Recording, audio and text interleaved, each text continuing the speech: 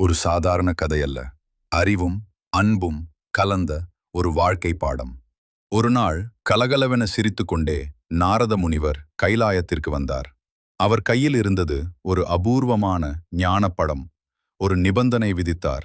இந்த பழத்தை பகிர்ந்து உண்ணக்கூடாது. முழுதாக ஒருவரே உண்ண வேண்டும். சிவனும் பார்வதியும் தங்கள் இரு மகன்களையும் அழைத்தனர். யார் இந்த உலகத்தை 3 முறை சுற்றி வருகிறீர்களோ அவர்களுக்கே இந்த ஞானப்படம். அடுத்த நொடியே முருகப்பெருமான் தன் மயில் வாகனத்தில் ஏறி மின்னல் வேகத்தில் உலகைச் சுற்றி புறப்பட்டார். ஆனால் அண்ணன் விநாயகர் அமைதியாக சிந்தித்தார். அவர் என்ன செய்தார் தெரியுமா? தன் பெற்றோர்களான சிவன் மற்றும் பார்வதியை 3 முறை சுற்றி வந்து வணங்கினார். சிவன் கேட்டார், இதென்ன விநாயகா? உலகமே நீங்கள்தான் அப்பா. உங்களைச் சுற்றினால் உலகையகையே சுற்றியதற்குச் சமம். அவரது அறிவைக் கண்டு சிவபெருமான் வியந்தார். ஞானப்படம் விநாயகருக்கே வழங்கப்பட்டது.